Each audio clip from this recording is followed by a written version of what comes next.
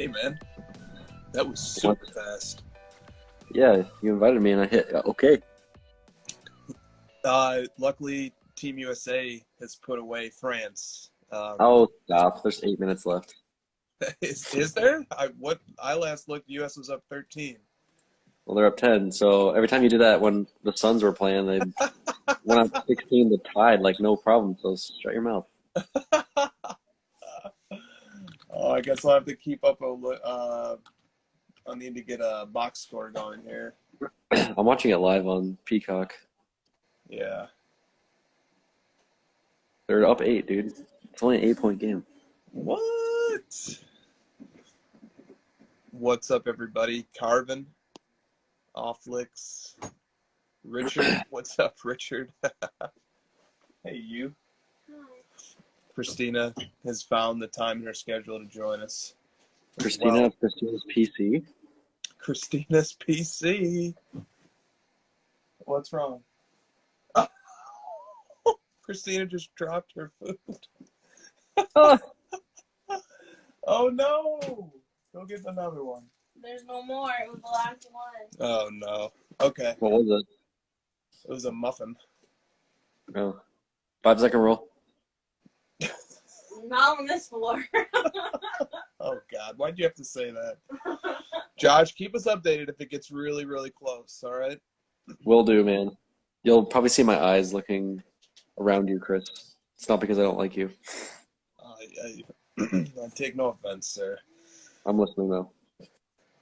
So, welcome to the crossover. Today is the first episode in a week because we did one during the National, right? We did a live one from the main stage. That totally counts. Which was something. But it's the first crossover since the National. And unsurprisingly, we got dozens of questions from the National. Rodman wants to know, with his brand new CryptoPunk, who is still hungover from the National? Everybody. Apparently Rodman. Okay. Right. So we do have some announcements, but we got questions about the announcements. So I'll just work those into the questions. First question up that I'd like to get to. Wait, I have cards. Oh shit! I actually do as well. I'm a little bit loopy, man. All right, let's go. Would you like to go first? Sure. Yeah. Let me attempt to do this way. All right. First. Sorry, I have a bit of a cough tonight. 24 karat Penny Hardaway. These are numbered to 24. Got that at National. Love these. Very sweet card. And then this is an old card. I got this in October, but I just now got it graded. It took a long time. And they messed up the label, so I had them fix it while I was there. This is the grand finale out of 50 as well. These are, I know you don't like the hand numbers, but hand numbered and with the white khakis and the sweet 90s pick.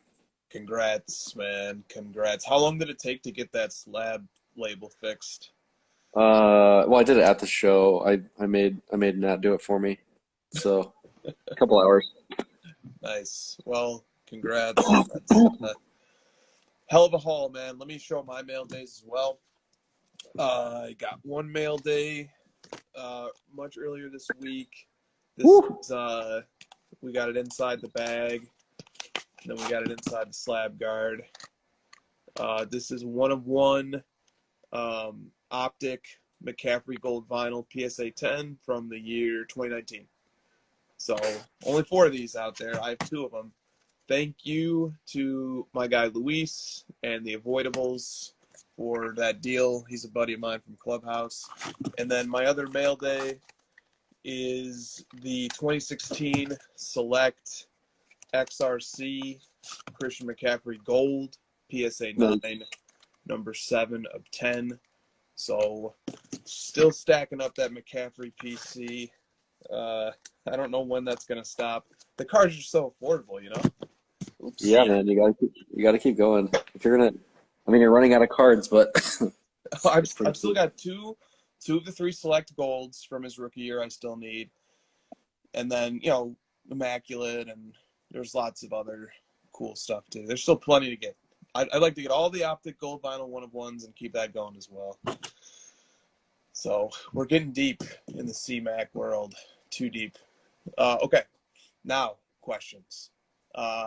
Before we get to questions about some card ladder stuff, we had a general interest question from Mike Giuseppe of Sports Card Nonsense. Very great question. He says, can we discuss all the reasons why Chris is greater than Christina? I'm sorry. Can we discuss all the reasons why Christina is greater than Chris? And I replied to Mike, I said, well, the show is only 2 hours long. So, no, we cannot. But there you go, Christina. Enjoy. Thanks, Mike. We have I'm still trying to think of reasons. Hold on. Don't rack your brain too hard over there. Thanks, Josh. You can't. Well, I had Chris who said it backwards because he doesn't believe it. And then I have Josh A who's Freudian still slip. thinking. Yeah, who's still thinking. Yeah. These are my business partners, gentlemen and ladies. I was trying to set it up real nice, too, and still my brain just couldn't get it out. All right. Right. Your brain can't accept that reality. What's the score, man? Is it close, as they're saying in the It's chat? 6-point game now. Yeah, it's ridiculous. Ooh. Christina, can you please put on your computer this game for a second? It's on Peacock. It's kind of embarrassing, dude. They have 5 NBA players and a bunch of bums, and they're whatever, man. 3-point game. I mean, they do have the Defensive Player of the Year, but yeah. Who got ran off the court in the playoffs? Yeah. Carvin says, I saw Christina making the rounds more than anyone else from Card Ladder in the evenings. No doubt. No doubt. That's a fact. That is facts. Christina's getting the game fired up for me. God damn it. I thought the game was over for sure. Oh. Drew Holiday's been really good tonight. He's really good. I mean, obviously defensively. He's just been like on their best player. And then, you know who's been really bad is Lillard. He hasn't done anything. Not just tonight, but like this whole tournament. Chrissy Buckets is about to enter the chat. He took some size shots for sure. He's been really bad. I don't know what else to tell you. Like, I don't know if it's because he's used to kind of being, the one-man show on his team, and he doesn't know how to work in the system. But it's just like, what the heck, man? Yeah, I know. David Marino says, just make Christina the official queen of the hobby at this point. So, all right, let's not pump up her head too much here. But yeah, Christina's the queen of Card Ladder. That's for sure. As the only female, I would agree. We didn't have to include that part. Oh, shit. Okay. Here, you can have my computer because I'm actually working. Oh. Yay. Right when I said that, Lilo hits 2 huge shots to go up 9. Like That's how 2 it works, giant isn't shots. it? All right, Yeah. I have the game now. All right. It's not a commercial. That's weird. They show that's one great thing about these Olympic Games. There's no commercials. The games go so fast. I was going to talk about that later, but I love the Olympic game more than the NBA game. Is that weird? No, not at all. It's better. It's faster. It's just more smooth. The rim thing is better. The no defensive 3 seconds is better. Like, what a stupid rule. Just let them go wherever they want. Who cares? The lack of foul on the jump-in thing is better. It's just better. I like the unsportsmanship fouls. Yes. The stupid, fouling before the fast break crap. It's just better. They're like, oh, this is more entertaining this way. Let's do it this way. Boulevard Cards points out they also have the NBA on NBC Music. Yeah. Also known as... It's all better. It's just so much better. Oh, it was composed by John Tesh. I forget what he called it. I just wish it was the 12-minute quarters. So, international rules with 12-minute quarters would be my ideal. Rudy Gobert shooting more free throws. This guy's shot 1 million free throws tonight. Oh, he missed another one. Yeah, because Team USA is, going small ball, and they're just, posting out. Yeah, I mean, who's their big guy? They have JaVale McGee, I don't know why they don't play McGee. I like McGee. I like McGee, too. I like McGee quite a bit. What else do you need from him? Defend and dunk the ball. He's basically Gobert, but a little bit worse. Yes, Riley. Round ball rock is exactly right. I know a thing or two about that song. I stole it. Yeah, yes, you did. you rebranded it. All right. To give us a softball question about Nationals so I can watch the end of this game. Oh, you missed both of them! Oh, you're way behind me.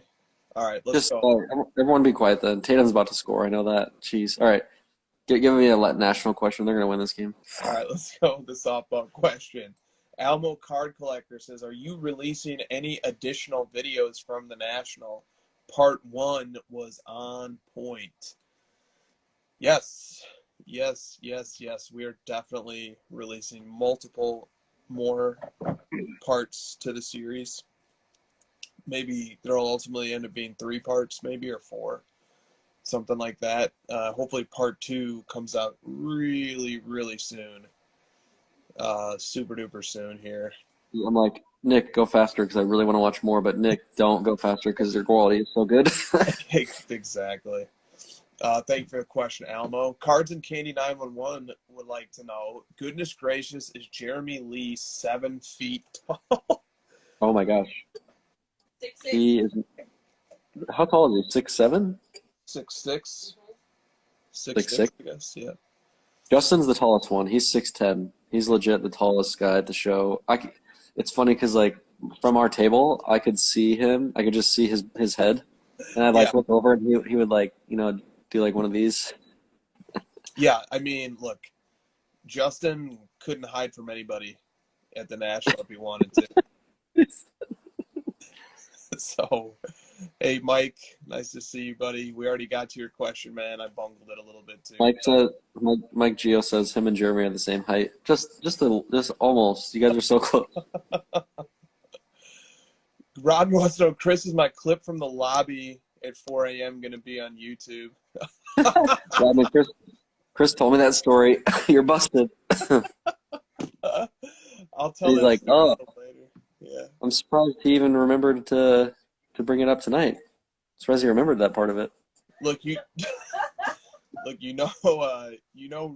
Rodman is a real MJ collector because even in the state he was in, he was rattling off facts about MJ. He was telling me about MJ's last game that he was talking stuff I was way beyond what I know. Like, listen here, you fucker. I'll tell you the pop reports of every Jordan ever made. I'll build you a 9.5 wall right here, right now. Oh, yes. Jeremy's proposing a trade. If Mike Gio would trade his hair to Jeremy, I know your pain, Jeremy, and then take back a little bit of height. What about, can you guys share it? I feel like half of the hair would be bad, though. No. It has to be all or nothing, I guess. No partial trade cash here. Yeah, would you rather be bald or short? I guess that's the question. Or would you rather be tall or have hair? Look, I don't want to be insensitive to the short, bald guys out there. So, Dude, that's the way to be, man. As long as you're, doing your thing, being happy, who cares, man? Just lean into it. You got Jason Statham, you got The Rock. When people always ask me who are the most handsome, people say, oh, who's the most handsome guys? Jason Statham for sure, Bruce Willis, and Vin Diesel. We just go with the nice chrome domes, and we frame the question. What's this we stuff? Are you also a famous actor? Yeah, this is how we roll. I'm like the fourth most handsome bald guy out there, I think. Me and my buds, Jason Statham, The Rock. We just, MJ. Oh, how can I forget MJ? That's right. Yes. Blinding 90s plays the trump card. Okay. Also, Josh and I will be joining Jeremy Lee on Sports Cards Live tomorrow night on the After Hours show to recap the National, to talk about some new stuff we've been doing on Card Ladder. It'll probably be a more focused show than this one so far. That is not hard to do. Maybe we're doing it backwards. We're doing hour 2 first tonight, and then we'll get real serious for hour 1 after. Yes, indeed. Well, this game is barely. I don't know what minute mark are you at? A little 1 minute 15 seconds up by 9. You're way behind me. Okay. Ooh, your big fancy TV over there. Yeah, show them the big fancy TV. I showed the screen. France for 3, 6-point game. Yeah. We'll get more focus when this game's over, I promise. We can just say briefly that Team US taking gold is good because they didn't look so hot in exhibition games, and then it's good for the brand of NBA basketball that a team of NBA All-Stars should be able to beat international teams that have a few NBA players, not even starters at best. Dude, it's like the NBA All-Star team versus like some randos in the NBA. That's what it is. Right. At best. Right? At best. Yeah. And you know how people are like, well, USA doesn't really play together. Do these other countries play together? Am I missing some secret tournament these guys Rudy have? Gobert flies back and forth to France every These weekend. guys don't play together either. No, they don't. I've also heard like things about the ball being like soft or something. I don't know, man. It's the same for everybody. Yeah. I think they just don't have as much they just don't have the fire to win these games as much as they do in the NBA for whatever reason. Like they're like, yeah, we're probably gonna win, so they just kind of take the foot off the gas a little bit. Yeah, and that can get dangerous because if the other team gets hot, you can find yourself in a tricky position. So is the dude in the closet? So is that other dude in the closet as we speak? When is he allowed out?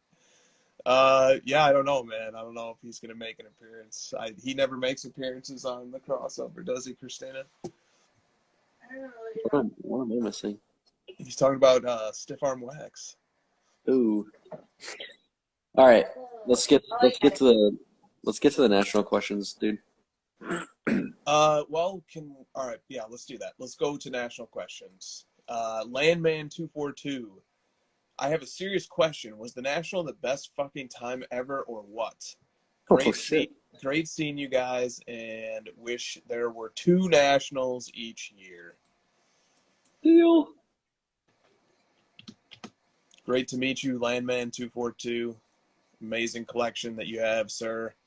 I also wish there were 2 nationals a year. It's going to be really tough waiting for the next one. It's like, man, so much time can happen over the course of a year.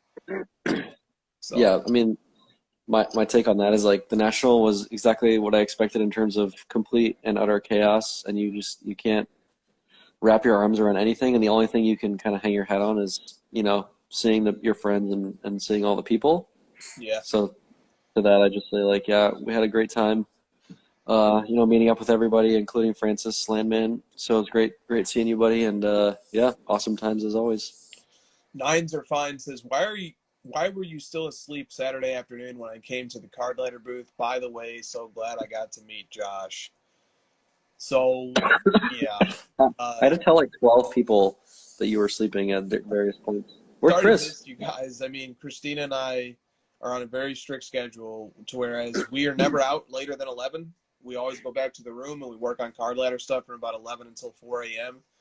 And then we sleep, then we wake up and handles, card letter related data stuff. And Josh is always handling that stuff, but he can do it from his phone, to whereas we have to do certain stuff from the hotel as well. So that's kind of the reason why, our windows of time are pretty limited at these shows, and that's just how it's going to be. So appreciate it though. We'll hopefully get to meet you next time. Nines Are Fine. And glad you got to meet Josh. Will the team be making the trip to Tennessee for the September show? We're thinking about it, man. We are thinking about the Smoky Mountain show. Christina really wants to go to the Smoky Mountains, so we are thinking about it. Card Boss says, besides the National, there are too many freaking shows. We must regulate. I kind of agree, man. There's too many shows, man.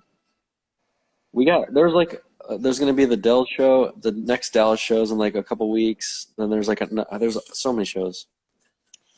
So many.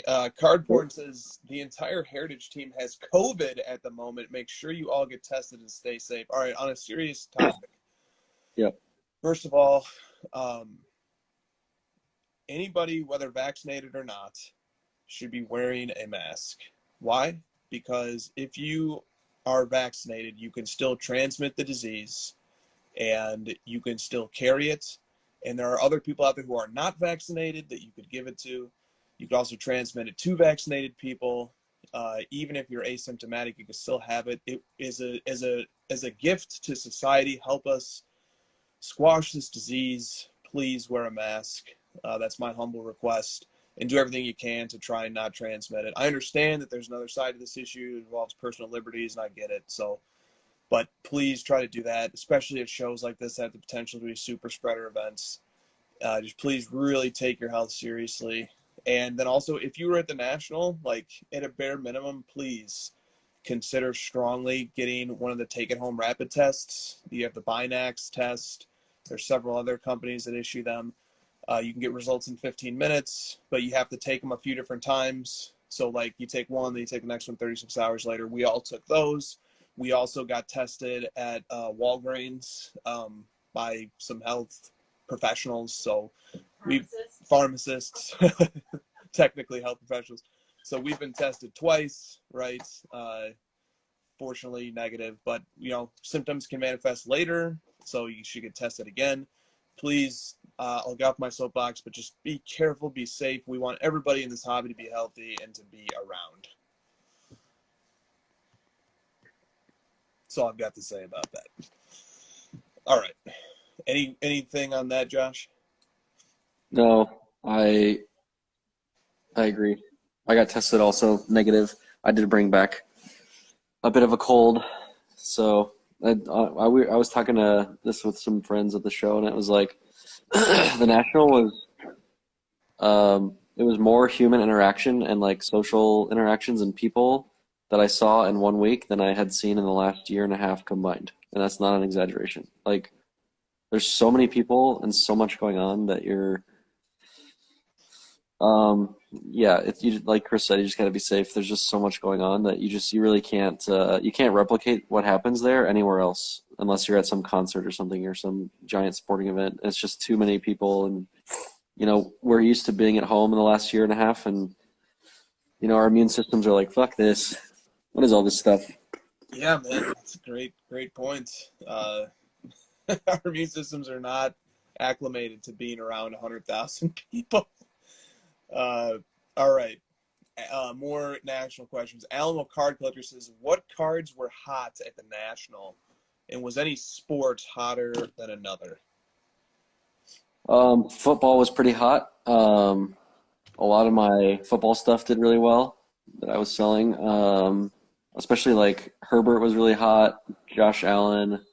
I'm trying to think what else was like sold really well for me.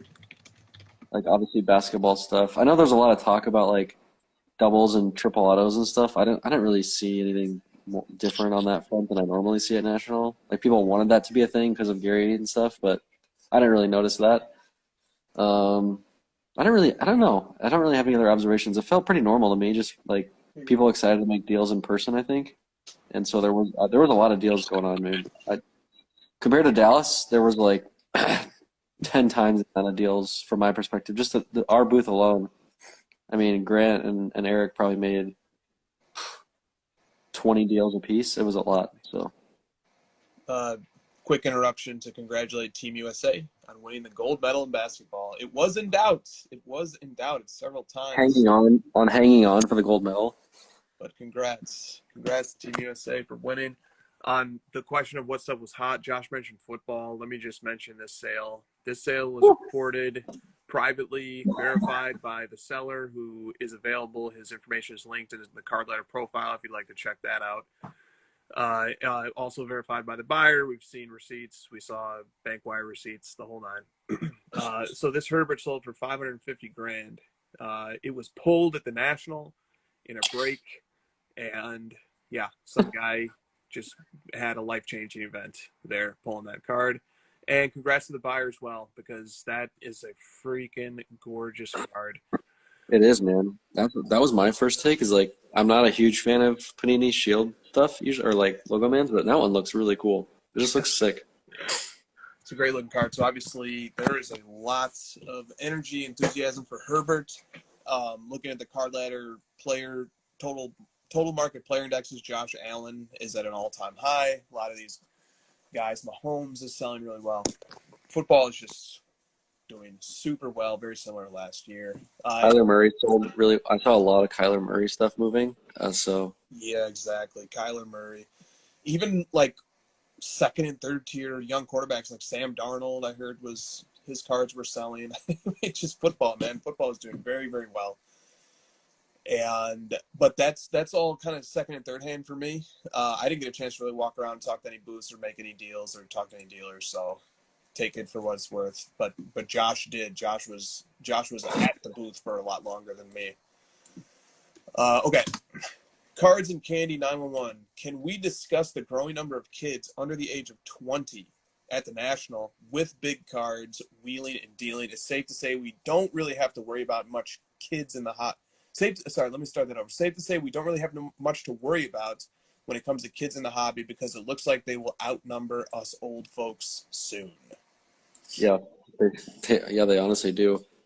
And the thing about that is like that I found fascinating was like, you might want to like go easy on some of those guys, but man, they're freaking savages. Some of those kids, like they're really good at this thing right now, that the dealing and the trading and buying and selling. So like you can't go easy on them. You got to treat them like adults in these deals because they some of them know more than we do. It's crazy. Yes, indeed. Don't let your guard down just because you see a 12-year-old roll up to you because he might have more money in his pocket than you have in your bank account. Seriously, man. I think it's like, modern society, kids kind of grow up fast.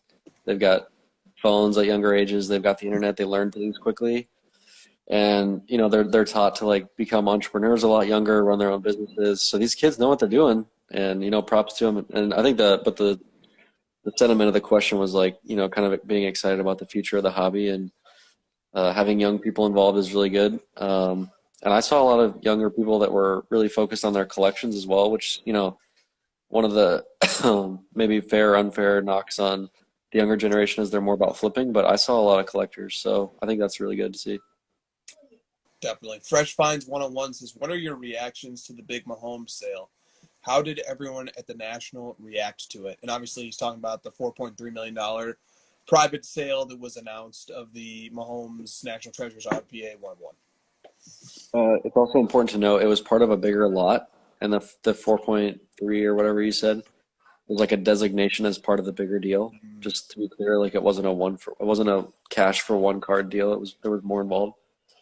Yeah, a lot of people were talking about it. People wanted pictures with it.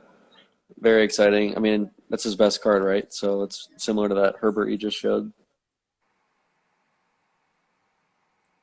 Yeah, see, that Herbert one is cooler looking to me. That one looks a little bit more forced. I don't know why. Yeah, being horizontal doesn't do it any favors either. And his picture looks like a little more, like drawn. Anyways, great card, huge sale. I don't know what else to say about these record-breaking deals anymore, dude, to be honest. Like, people are spending tons of money on single cards. So, I don't know what else to say about it. Yeah. How did everyone at the National react to it? Like you said, everybody was trying to look, obviously wanted to see it. It was announced the first day of the National, so it caused ripple effects throughout the show just talking about it. I mean, what a way to start the National. A football card sells for $4.3 million. I got really amped up being at the show and got more excited about like building my collection again, focusing on like I bought the penny card. I bought 2 more penny grails today that I'm excited to share next week. Just kind of getting back to what like got me excited about the hobby in the first place. Just seeing all the people that I met when I first joined and stuff. It was kind of like I've said this before, but like I'm like having nostalgia towards 5 years ago when we first joined the hobby and trying to like relive some of those initial moments and not having gone to a national for 2 years and being back in that sort of environment has just like really sparked my drive to like go pick up some rare stuff again, So take that for what it's worth. I don't know if everyone else feels the same way, but I got a sense that there was a lot of excitement around that sort of feeling. Totally.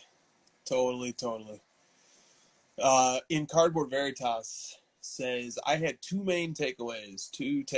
First, I am a vintage basketball and baseball collector, and prices at the National were pretty high, mostly 5 to 10% over eBay comps after negotiating. Why is that? Aren't people there to sell? Is it mostly because dealers are also collectors and don't want to part with their quality stuff?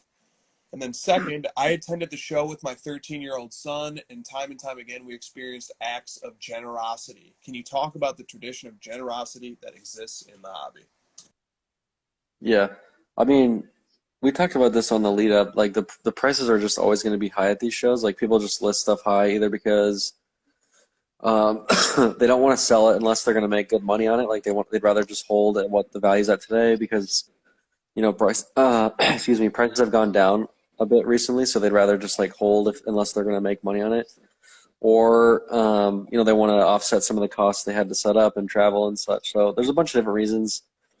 I usually list stuff to sell it just because like if I'm going to bring it all the way out there, I don't really want to come home with it. But it's just different for everybody. You just got to kind of live with it. What was the other question? Oh, give it generosity. Generosity. Yep. Yeah, I think like just being in person, you just have way more empathy towards other people. Like someone you might have a beef with, or someone you might disagree with online. When you see them at the National, it just sort of like melts away to a certain extent with some people. And going further, I think you see other people, you see kids, you see families, and you just like in the moment, you just feel like I should be, I should be giving back more, and it's great, man. Yeah, I totally agree. There's also so I think part of the question is the person who sent in the question had his 13-year-old son with him, and there's no doubt that Topps, Panini, dealers, everybody makes a strong effort to do nice things for kids because everybody wants kids to be in this hobby. They will go out of their way to do things for kids in particular, but generosity is nothing new either in this hobby for sure. Frankie in the chat points out that some of the prices at the National were so high that offering anything near comps felt like lowballing. Yeah, that's a problem. I mean, on the super rare rare stuff, I get it. It's like you don't really want to sell it because it's rare and you got it. Like so, you just sort of list it high. But definitely like listing Zion based stuff and stuff like that over comps is like that's kind of silly. There was a lot of dealers that I was around where they wouldn't even put a sticker on the common stuff because it's like just tell me what the comp is, whatever it costs on eBay, I'll sell it at that, right? So there was still a decent amount of market price type stuff. For sure. Bear Down Boiler Up says, I had an amazing time at the National meeting you guys and other great people in the hobby. Walking around, I heard a kid ask the dealer, how much for this Giannis? And the dealer responded, $120,000. And the kid replied, wow, sorry, I don't have that on me. The dealer's price was serious and likely in the ballpark of market value, but the interaction just made me laugh. It also showed how different the industry is now. PWCC said that they took back $100 million in inventory from the show to their vaults. That is mind-blowing. What was a memorable moment from the show that you experienced that won't make any hobby content, but you laugh or smile or just reminded you of how awesome this hobby is? Man, what a great question. It is it is wild to hear someone say like there's $100,000 and people don't really bat an eye anymore, right? It's like we're almost like desensitized towards just how expensive stuff is. We're just used to it. Man, I don't have like a really great like moment off the top of my head. Do you have anything? I'm thinking. No, I don't. I wish I did. The whole thing's a blur, isn't it? The whole week just felt like a blur. Yeah, I'm just like not super creative right now thinking about all the like subtle moments like that happen. It was a total blur, man. It's just like it's just so chaotic. I just can't like pinpoint one tiny moment. I might think of something as we keep going. Okay. Patriot Sports Cards would like to know, how did PSA grading results come out at the National on average? Was it fair or difficult in comparison to recent grading? I didn't personally grade anything, but I was wondering if there was a consensus or a buzz about this at the show. I mean, I got a 9 on that penny, which is like a really old card. This card's from 1998, so to get a 9 on something this old, Felt pretty strong to me. So I mean, if I had to guess, it would be in line with what we've been seeing the last year. So I don't really see any reason for them to change at the national relative to what's been happening.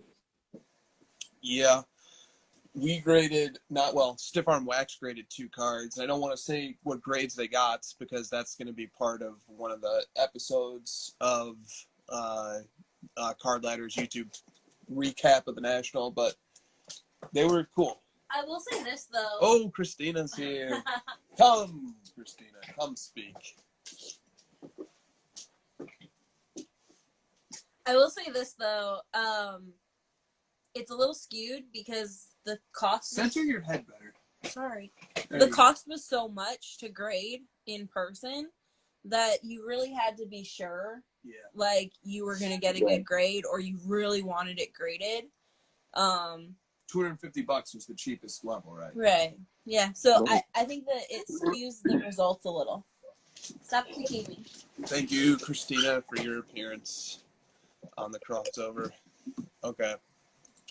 I love the like same day, same show grading. It's just so great. Like the especially lately because we're so used to waiting months to get it back that quickly. Is obviously you're paying more money, but it is pretty exciting.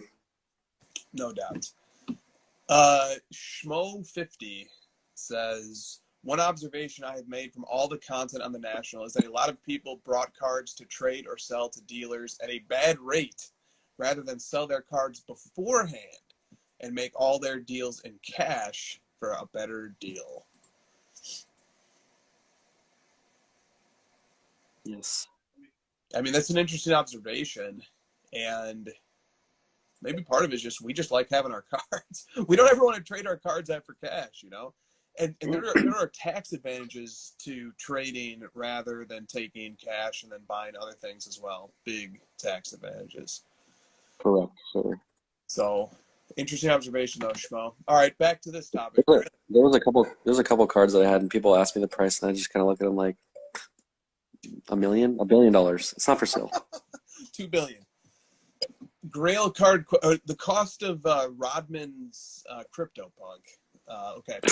Grail Card Quest says that we do have a CryptoPunk question, but I'm going to get to it. Grail Card Quest says, your stories from the National, deals or interactions that were interesting. Look, there was, the thing was just like an adventure from start to finish, from Shoeless Joe's the first night to everything that happened on Thursday, to us being on the main stage, to us, going to different dinners and trade nights, and then, it just continued throughout the whole week. And I don't want to spoil any of it right now because we have a whole video series coming out about it. Part 1 is already out on the Card Letter YouTube, and the rest is coming out soon. But, the thing is that the most memorable parts about that show are those little human interactions that you have with your friends. Like, that trumps everything. Those are the moments that really stay with you. Yeah, that was gonna be my next point. Was like all the things I remember are more like private conversations that it's like inside jokes or things between me and someone else that like it wouldn't matter to anybody else us saying it here. Like the only interactions that you get to see are just like you and me talking about it now on this show. There's not really. Like I had moments with, Justin, Grant, John, Eric, like all these guys, and it's like, what am I going to sit here and tell you my private conversations with these people? No. And look, I mean, there were so many moments that did happen, like Nat Turner coming to the booth that we were sharing with Grant Slayton and doing a deal with him, and like you can see that happen in part 1. I just like stuff like that happens all day. Adam Lefkoe coming in and showing us his new pickup when we were at dinner. Like so many really fun, awesome moments that happened, and guess what? We captured them all on camera. So like I don't want to spoil all that stuff. Those are coming. There was a moment when like I was talking to you, then I was talking to Justin, then I was potentially making a trade for like a big Jordan card. Then I walked outside and I saw Adam Lefkoe. Then I saw Mike Gio. Then I saw Brett from Stacking. This was all within like 10 minutes, and I'm just like, my brain is like hurting right now. I just saw like 12 people in a row that are like I consider all to be really close friends. So it's like, Guys, never present yourselves in that sequence to Josh. It makes his brain hurt. We need to mix it up a little bit there. Let Josh get I not was so even much. walking. I was walking back to the hotel and I passed by Brett and I was like, "This is too much. Brett, I can't look at you. I have to keep going." He was on his way to go see Lefko and other people, and I'm like, "Whatever, man. Like, you guys are. This is probably like one giant party of all my best friends in one area. I can't handle this." No, I mean, look. You weren't invited. I wasn't. No, it was great because I was like, "This is good. I need a break from all of you fuckers all at once." And as much as we love doing this Instagram thing, and it's a lot of fun, it doesn't hold a candle to just. And Carvin, sorry, I missed. I also saw Carvin in that little story I just described. Sorry, keep going. Oh yeah, Carvin is omnipresent and an excellent. Just he's plugged in. He knows everybody. But yeah, I just was gonna say that this Instagram thing is fun and it's great and it serves its purpose. I love doing it. But it can't hold a candle to everybody just being together on a trade night and we're gonna go walk over here and talk the '90s basketball cards, and our buddy the Tony Kukoc collector and Kyle Wax Museum. We're all over there. And then, here comes Justin 610 Sports Cards. And then, we're going to go upstairs and all the Project 70 artists are over there and Joe and everybody's up there. And, and then we're going to go hang out with the Bullpen LA guys. And then here comes Ryan Card Collector 2. And then there's Jeremy Lee. And, it's a blast, man. And we put in so much work to build this community. That was the community paying its dividends. It's like a high school reunion if you were friends with everyone at your high school. Yeah.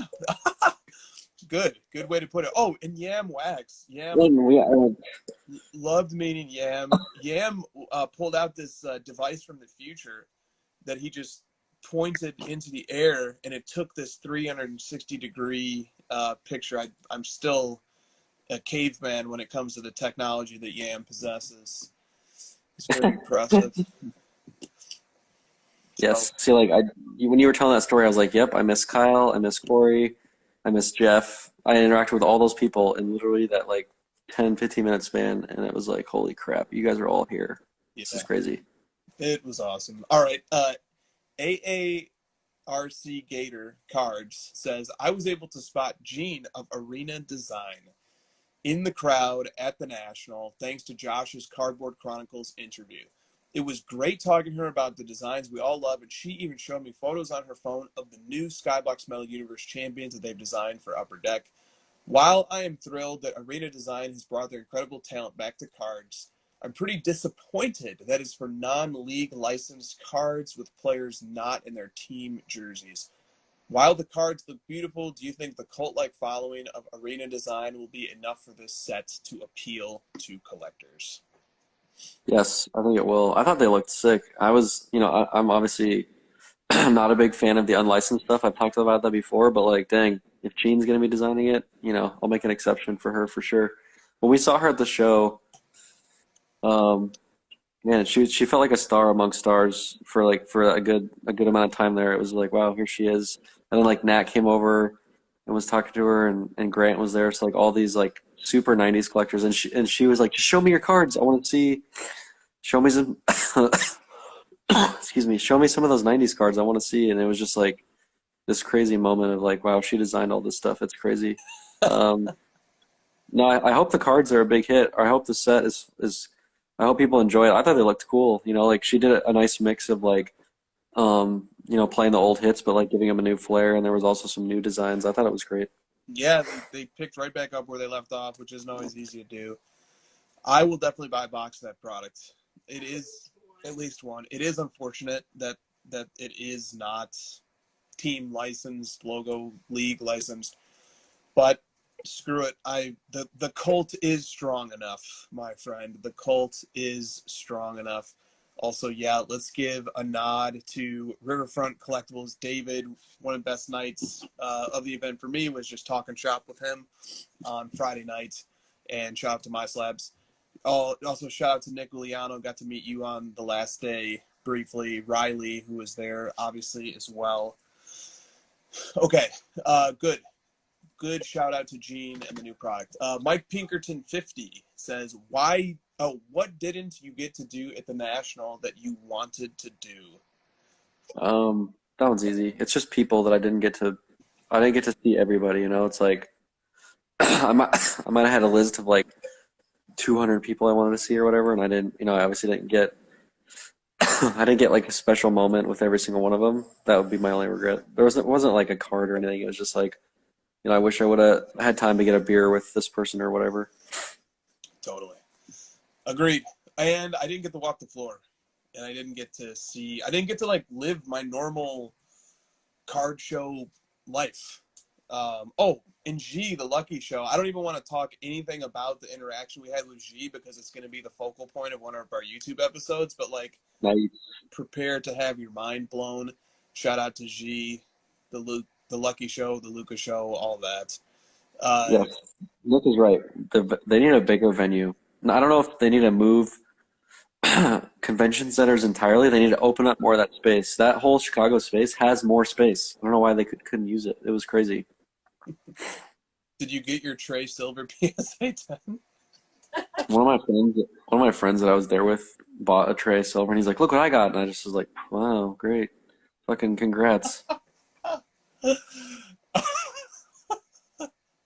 Damn. Okay. Cookies and Cards says, what do you think could have been done better at the National this year? What was missing? I don't have COVID. I just have a cough. I tested negative, so it's okay.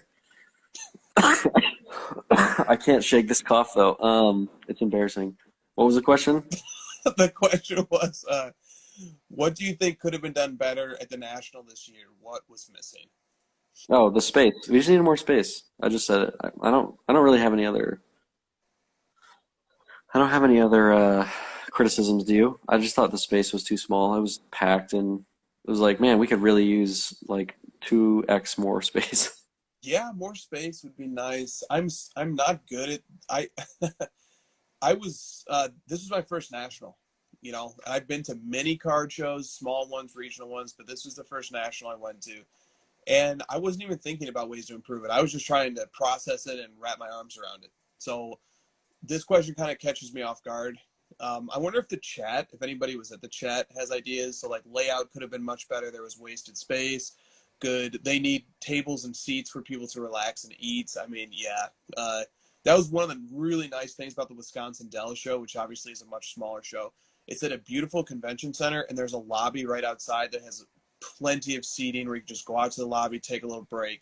Everything felt much more spaced out and whatnot. Plus, that place is carpeted, so your feet weren't Yeah, killing you totally. like at the end of the day. Yeah, we could. I like the Chicago show because I've been there a few times now and I enjoy it. Like I like it. I just I would love an upgrade on the venue side. That would be fantastic.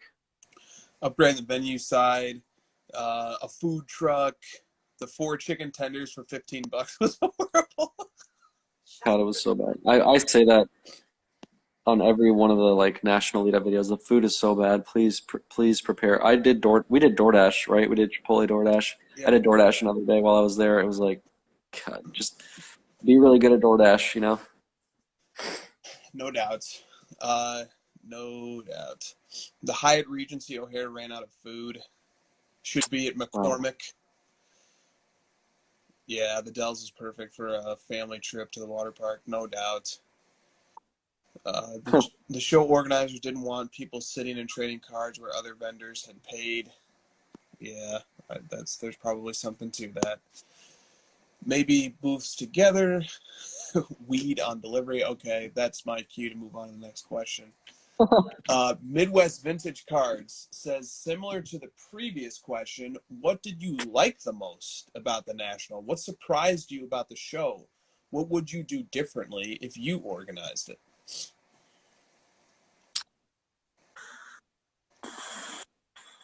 What did I like about it? I mean, I feel like we're beating this horse dead, but just all the people and all the interactions and stuff like that. And I thought the cards were really good. I thought the turnout of cards was much stronger than what I'm used to seeing at shows. Like people brought their best stuff. They brought out the big guns. Tables had fantastic cards everywhere. I thought just in the couple times I walked around, and I know of what people that I know brought and stuff. I know I'm running out of things to add. to this conversation? Well, I'm not sure what exactly facilitated this, but they definitely captured the energy and the hype, and it was there. So I don't know if that has anything to do with the way it was laid out or the way it was organized or the way it was promoted, but the energy of that show was palpable and it was pulsating throughout the room. Also, having the placement of the hotels relative to the convention center was extremely convenient. Most Yep. of us could walk to and from the show, and there were police officers who were directing traffic and making sure that Yeah. the crossing the street to get over to the convention center was clean. That was a very nice touch. Yep. Great point. The booths, dude, the booths were quite good, in my opinion. I thought Golden Auctions had a really nice, comfortable booth. It was very pleasant over there to just go over there. The approachability of people in the hobby is top notch. Pretty much anybody in this hobby is super approachable, and when people do approach, they're always so kind and so pleasant to deal with. So like the human interaction elements at the National was just top notch. Those are some of the things that I thought were really good. In terms of like what surprised me about the show, nothing. I don't know that I was surprised about anything. And what would I do different if I organized it? Well, I would think about doing 2 shows of this magnitude a year rather than 1. But that's kind of ducking the question. Cardporn chimes in. What was your favorite corporate booth display? Heritage did a great job. Heritage had a nice corporate booth. Tough to top the corporate display that Panini and Topps put on. Those guys were huge attractions, and had a lot of really fun little games and things going on at those. LJ's Card Shop had a very impressive booth just because they had so many incredible cards, including their newly purchased Mahomes RPA for $4.3 million, or as that deal we mentioned before. Also, David Adams and the blowout booths had mind-boggling amounts of wax. To the extent to where you would need like an 18-wheeler to bring all that stuff in. It was just staggering how much wax was there. There were a lot of really good corporate booths. All the auction houses were cool. They all had really cool cards on display. PWCC and Golden had great booths, I thought. Totally. Golden's was really comfortable, and PWCC's was like really open and had lots of space to look around. Yeah, exactly. Jeff says the Luca Gold was at the show. Yeah, Jeff came up to me and he was like, dude, did you know there's a Luca Prism Gold at the show? I was like, where? Coleman's? And he was like, no, there's a PSA 10. And so we went over to LJ's, and sure enough, there it was. And I was like, oh, what serial number is this? And it was the most recent one that sold on Golden. Boom, right there in the display. Christina asked if the card was available, and they said no way. It was just chilling on display. On the bottom shelf of a display. Like they didn't want people to see it. And I was like, what are you guys doing? Yeah, Baseball Card Exchange had a great booth, no doubt. Carvin says the security guards at Golden were crazy. Yeah, no doubt. That the security guards were scary. I misread that. Yes, and they're supposed to be scary. They're definitely supposed to be scary. I know there was like a couple incidents of theft, but I didn't really see a lot. And the one that I did see, the guy got caught and was being arrested and shamed and everything. So like the increase in security was definitely noticeable. I saw lots of police officers. I felt safe there the whole time. So that was definitely a big positive. Another thing I thought they could have improved was the main stage. Like, I don't know if it was the layout or that it was like tucked away in a corner.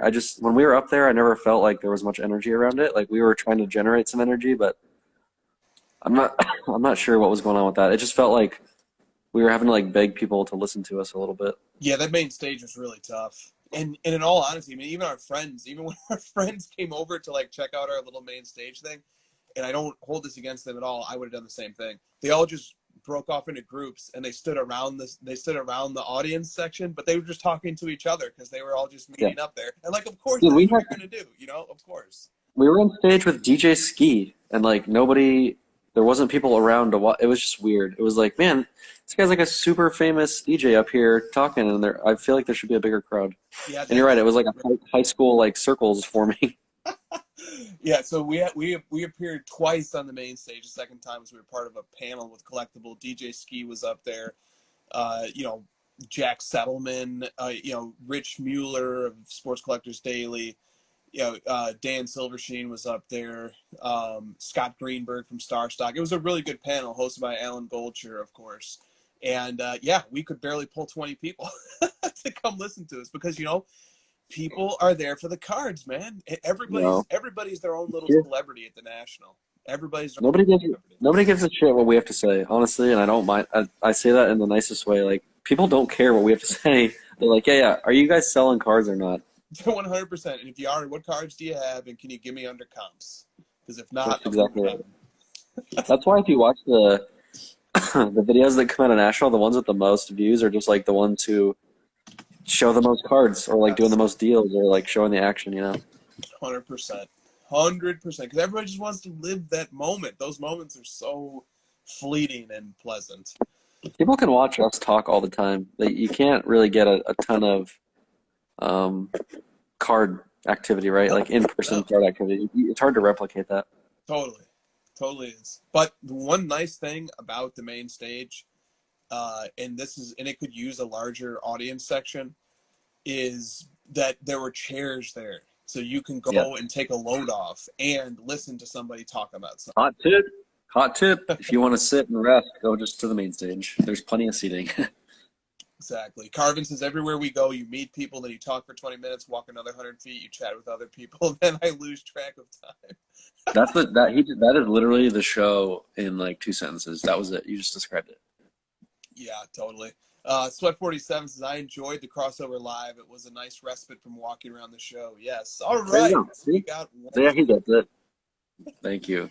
For sure. It was for us too. It was like, hey, we can just sit up here and BS about nothing for 30 minutes and get some rest. Yeah, it was fun being on the main stage. And it actually played quite well on camera. So we got some good content out of it for did everyone catch my office quote? Mahomie's card messaged me and he was like, dude, you got to do an office quote while you're up there. So I dropped the identity theft is not a joke, Jim. And I said that right away, and like nobody reacted or responded in any way. I was hoping some of our fans of the show at least caught that. Totally. Chrissy Buckets owes us $150. Oh, that's right, because we also said Dame Lillard is something. Yeah. Undervalued. Overvalued, I think it is. Dame Lillard is super overvalued after the Olympics. Cardpoint says, you created a great meme on stage. No, you did.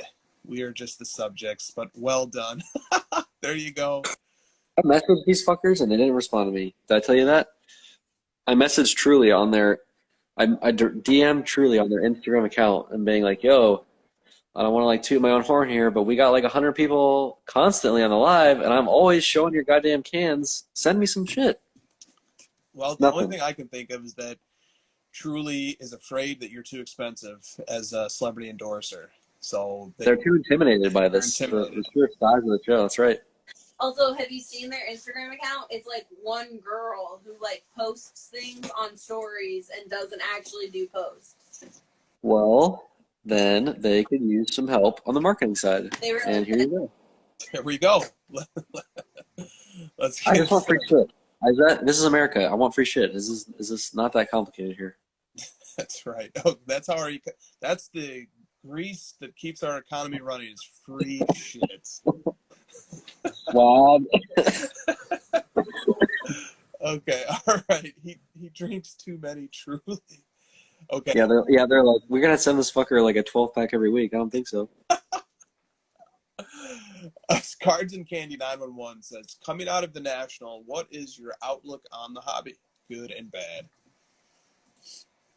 Outlook on the hobby? It's really hard to leave that show and not say that it's like my outlook is positive and excited and better than before I went, because like I said, like you're just so wrapped up in all the excitement that it's almost, you sort of get sucked into it whether you like it or not.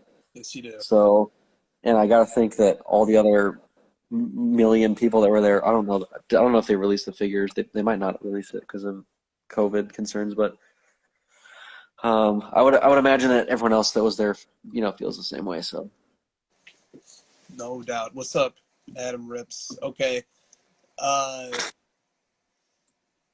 Yamwax says, would you ever want your negotiations and deals filmed and then shared online?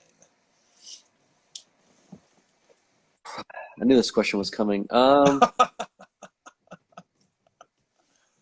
Not really. Yeah, not really. Like, I know that we filmed some stuff and we got some good footage, but I feel like Nick was extremely, extremely cautious about it and like very respectful about it.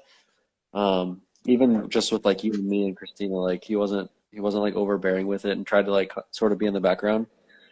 And so to like piggyback off that, not really. Like, I don't know. I just, like you said, the best moments of the show are sort of the off to the side moments with individuals, and it's not really I don't want to call it scripted, but like sort of more forced interactions on camera. I don't know. I don't know if I'm just sort of ranting. I love those takes. Those are better takes than mine, but my take is very surface level. But my take is just that, look, this is the internet. This is the comment section. This is Opinion Central. This is where everybody is going to watch a deal and they're going to say one person won and the other person lost. And that can create a friction, and it can create a weird energy that can make it tough. Like if look, me personally, I don't care. I'm happy if I'm making a deal. Get my permission first, but I'd love to have a deal on camera because I don't care if I lose the deal. I've lost many deals in this hobby, and I came out the other side just fine. I don't care if I lose a deal, but for other people, they really care if they lose the deal or if they look bad or if it reflects poorly as time passes on. And so that's something to just really be cognizant of. Is like, look, most deals, somebody's going to win, somebody's going to lose. And, just be respectful, and everybody going into it should be fully aware that it can play out that way. One way that you can never lose a deal? Get a card that you want. Get a card that you want. I'm just like, I don't remember what I paid for this, but I probably lost the deal, but I don't even remember anymore because that's the one thing about cards that you really enjoy or ones you want on your PC. You're going to forget 3 years. You're going to be like, what did I pay? What did I have to do that week to get the money to? I don't even remember. Who cares? I'm still alive, so it doesn't matter. No doubt. One Up Collectible says, and who lost and who won is very perspective based. Very true. Sometimes you have to lose to actually get the card you want, which is exactly what Josh just said. Not everyone values every card the same. Totally. And Carvin makes a good comment too. Private deals are always better. This way there's no judgment. It only matters to the two parties. I mean, obviously there's a ton to be said about that, and deals happen in private, and that's why people don't send stuff to auction, and people want to, even when a private deal happens, people don't want to put their name on it for a variety of reasons. So very true. Very true. Cardi C Sports Card says, what is your Grail hobby experience? Is it attending the National? Is it winning a big auction? Is it joining your first PC player group chat? It's probably like a tie between like the moment that you actually achieve getting the Grail, not when not the mail day, not the it's tucked away for a year and I've owned it. It's like that moment that you're like hunting for it and about to get it. That for me is number one. And I guess I would say National. Yeah, it's just sort of like the utopia of like everyone in the hobby all at once interacting. So totally. Rips Card says, curious what you think about the Jordan Fleer 10 that is ending on Golden tomorrow, since there was that crazy one-off sale. Right now it's at $240 before the juice. Yeah. So yes. What was it before the 380? Sorry. Yeah, wasn't it like 350 something? No, but before the 380, it was right in like the 250 to 220 range. Sorry, before the 800, whatever the one off. It was at like 380, right? And then it was like you said 250. Yeah. So hang on. Let me just not wildly speculate here. Let me just get the data. Let the data speak for itself. So we had the 840K sale of the best copy PWCC ever brokered, which is obviously an outlier. On the same day, Julian's Auctions had a 384K. Before that, 270 on Golden, 270 on Golden, 233 on Golden, 212 on Iconic. And right now it's at 240 without the juice, so it's at close to 300. So probably not going to go too much further, right? Totally right. And Probstein's booth. Yeah, exactly. 225 to 350 to 380 to 840. Probstein's booth had 12 Fleer PSA 10 Jordans on display at the National, 12. And while that's quite the lavish layout of cards, it also takes away from the perception that that card is scarce and difficult to acquire. So certainly a double-edged sword laying out 12 copies of that card. To me, that imagery had two aspects to it for sure. One, it's very impressive to acquire that 12 copies of that card, but on the other hand, like, damn, 12? Like, if I saw 12 PMG red Michael Jordans laying out in a booth, I would be like, ee. Yeah, you know how a card's overvalued when everyone's trying to sell it. And there's like 60 copies. Like Ken was on the show and told us that he had 40 of them recently. Yeah. Right. Exactly. It's not even like a bad card. It's a great card. It's just that there's just too many of them for the amount of people that want to own them. It's just a simple math game at this point. There's just like the supply is just too high. Yeah. To the Moon Collectibles said, isn't sharing big deals good for the hobby? Yes, it is. So it is unfortunate that people like to keep private deals private. And Card Ladder has a super easy mechanism that you can use to report your private sales. And like, we do get huge private sales reported from time to time, like the $550,000 Herbert that we were able to break the news of that sale. But people like to keep stuff private, and for many, many reasons. And, you know, all we can do is encourage people to share that data and give them a place where they know that data will be vetted, it will be stored, and it will have credibility behind it, which is in the Card Ladder database. But at the end of the day, people are going to continue to do private deals and not report them. I posted on my story that that was like one of the more proud moments for me with Card Ladder, was just like knowing that we've reached a level of trust where people came to us for that, and then also like that I had literally like less than zero concern about, you know, what you thought about it and whether it should get in our database and the credibility behind it. Because I was like, well, Chris has got this, you know, wrapped up in a really nice package and a bow here. So if he posts it, this shit is like super legit. And, you know, we have to worry about that stuff with other mediums. And it's like, it's just nice knowing, you know, the confidence I have in what we've done. And it's just a cool moment to see. Chrissy Bucket sent a comment, but I don't want to touch that with the 10-foot pole right now, but I see you, bro. Yeah. We enjoyed that. We enjoyed that thoroughly. Yes, we did. Okay, South Park Cards 2. We're transitioning away from national. We're transitioning away from national topics here. South Park Cards 2 says, when paying 6+ figures, this is in reference to the Herbert, for a young player's card, are people putting expectations on that player to where if they are not GOATs, then they are failures? If Luka equals James Harden, is that a fail? Or even if Herbert is Ben Roethlisberger, Dan Marino, Peyton Manning, or Drew Brees, is Herbert a failure just because of the way the prices shake out? I don't think it's ever that like black and white where it's like one day they're, you know, this superstar, they're going to be the next big thing, to like the next day they're a failure. I think it's just like this really long multi-year process where people like slowly forget about them. Like, is there really a lot of people being like, oh, Derrick Rose and Blake Griffin are failures? No, it's probably more like, it's just a little bit more sentimental than that. Like, there's just way more variables than just say like tomorrow Herbert's a failure. Like, we'll probably give Herbert and Burrow and Murray like a good like, and Luka a good like 6 to 7 year window before it's like we forget about them. And it would be a very slow trickle of forgetting about them, a trickle down of their prices. It's not going to be this like, he's a bust.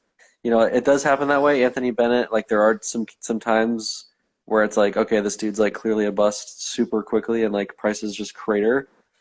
But for some of these guys we're talking about right now, I don't want to say that it's that dramatic, you know? Yeah, and that's important from the point of view of financial safety as well, is that there is a cascading effect when a player's prices and interest in them wanes, even if it's like an injury that they sustain that puts them out for a year. You know, somebody can sell at, you know, a 20-25% loss if they want to, and they can, that, okay, a 20 to 25% loss is a very different story than a 100% loss. So there's cascading effects that can happen to whereas, okay, my player's not really panning out. I've held him for a year or two. I'm even, or I've lost 20% or so. The prices are ticking down. I'd like to get out now. And then there's always somebody on the other end of that transaction saying, I'd like to get in now. I think that this is a low point. So as long as, people understand that, like, the way the time horizons of players work, as Josh just laid out, and that there are cascading effects. It's never just instant, just the line just drops to zero. I suppose we could imagine scenarios where that might happen, but typically speaking, it's slower. It's a little bit slower than that.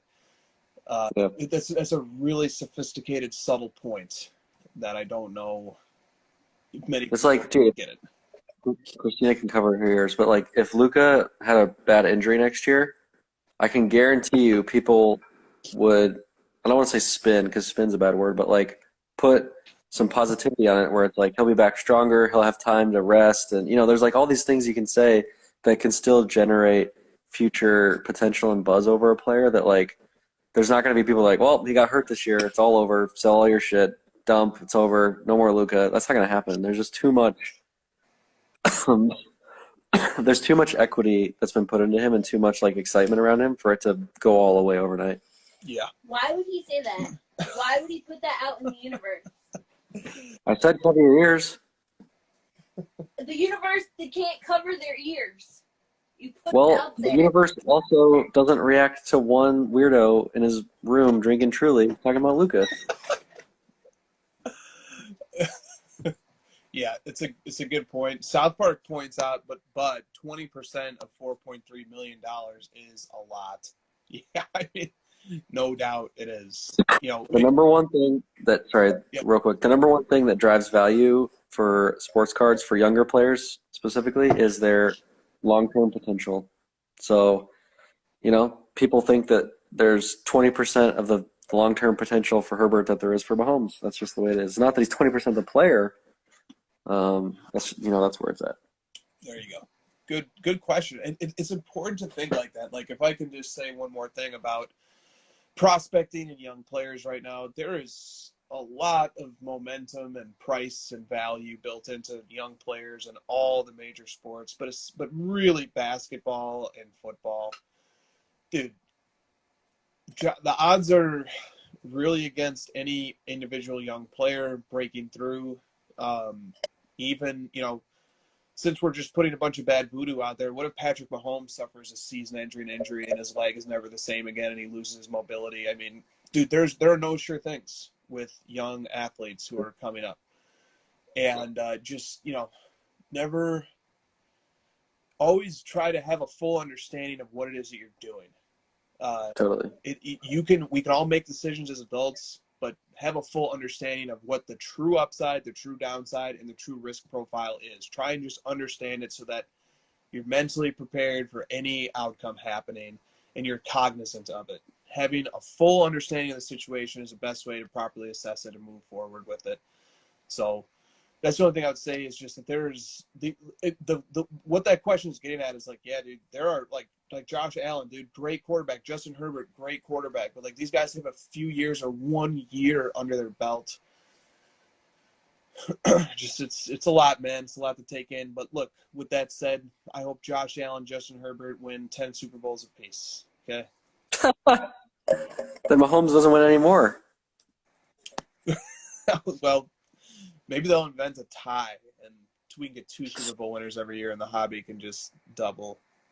One of the responses usually is like, oh, just buy Jordan and Mantle and LeBron, and you'll be fine. But I don't know. That's I used to like want to say like, yeah, just stick to those guys and don't buy the young guys and you'll be fine. But that's just like that's not how the world works. Like there's just everyone's different. There's all these different unique ways to want to like create value in your life, and if that's buying younger players for the excitement or buying Christian McCaffrey or buying Penny Hardaway, even though it doesn't really make a lot of sense, that's just more fun. That's how humans are. You can't predict it. Everyone wants to do their own thing. Yes, let's have fun. I love that. Carvin makes a subtle point. Please don't think only of the $4.3 million Mahomes. Look at the publicity that it brought LJ Sports Cars. They were featured in the news, interviewed by ESPN and HBO. It made the owners instant celebrity status. Yeah, it did. I mean, they were on my radar, but I've never talked about them until they did. that deal. So it definitely inserted them into the discussion for sports cards. Do you want me to address this idiot since you pinned his comment? Rodman said, "CryptoPunks don't get injured." Great. Dude, Great point. I legit went off on him on DMs. It's like, you're an idiot. How could you do this? You moron. You spent all your money. Like, Michael Jordan Grails have been like this. Dude, Michael Jordan Grail cards for Rodman have like changed his life. You can say whatever you want. They've been such a great decision for him in his life, and he's gonna turn on it to buy some damn JPEG of a dude with a red fucking. It doesn't even look like a hat. What is that? That is a fedora, sir. It's supposed to be a backwards hat. Look. $150,000 for a CryptoPunk. All right, so Rodman said, "Huge purchase, just realized. Special thanks to Cardboard Chronicles, Summertime Cards, and Putnam Cards for the inspiration. Punk 5840, bought for $147,000. It looks so real. Seriously, like I'm like, yeah, I believe it, because that's how those texts are always formatted on the thing. So you could clearly just like. Look, here's the comments. This is a very insightful comment by Tur Blanche. He says, "He looks like you." Welcome to the dark side, phony. I hope when I posted that, I thought it was real. When I posted that right there, I thought it was real. I hope this is a joke. Bro, sell me all your cards and go on this CryptoPunk journey. I said steal. It seemed like a good price at the time. Oops, I just liked my own comment. You're like, it's only 50 Ethereum. That's nothing, right? We rich. Yeah, I mean,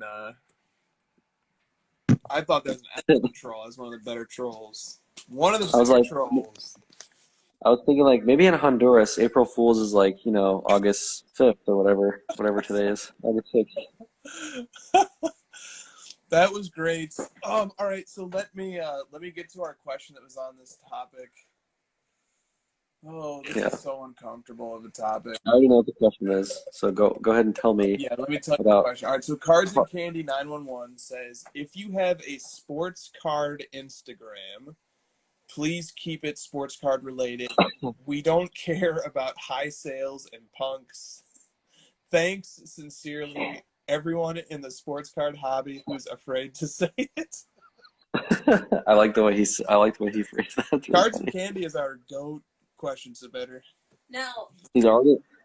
I asked him if I was allowed to share pictures of things that I bake, like cookies and cupcakes, and if he would get mad at me, because I saw his story about this. Okay. And he said that I could share that. So I was like, that's not sports card related. Are you thinking about doing that? Do I have time to sit there and bake in the freaking kitchen while I'm down here adding cards and answering people and adding affiliates and working on relationships and yelling at Josh over DMs? I think yes, you do actually. Yeah. Okay, yeah. I think the Chris, what are you even doing over there? Are you even working, bro? You're probably just sitting there like chilling on Instagram. I'm just sitting back like a fat cat over here, just waiting on my muffins. That I dropped on the floor. Okay, go ahead. Go, Josh. What is the answer? This is what the fruits of owning your own business, Chris. We get to tell other employees when to work and when we get to chill. Well, Christina owns too, but Y'all better watch it. She's gonna murder me. This is great. As I'm saying it, I'm like trying to pull it back. I'm gonna take like a week sick day, like a week long. Look, I don't know what it is, but Christina, all the McGill men who know her, whether it's my brother, my dad, we all just your uncle, my uncle, we all just make fun of her for some reason. There's something in it that just makes us all want to tease her. It's just something in her that's very adorable. And I'll tell you, it's very simple. She reacts to it. oh, is that all?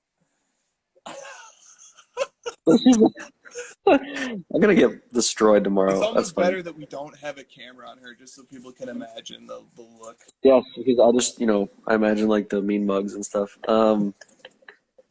Okay, hold on. I need to focus on this damn question because I'm gonna get in trouble. Man, we're making 'Cause everybody wait for this answer, aren't we? I really like Putnam Cards. I think he's a great kid. I really enjoyed my time with him. I really like Summertime Cards. Anthony, also a great kid. We've enjoyed our interactions with him. I do not enjoy the crypto stuff. I think it's stupid. I think it's ridiculous. Don't hold back now. I think it's gonna crash. I think it's one of the dumbest things. It's just so stupid. It's like Top Shot, but like JPEGs of like little characters. I don't get it at all. I don't understand it. And sure, yeah, okay, so yeah, I could just take a pic. One of the things that people are like, I could just take a picture of it and it's mine. And then the counter is like, well, I could just take a picture of my sports card and it's mine. Here's the difference. The sports card is a physical item that you cannot take from me. I own it. It is physical.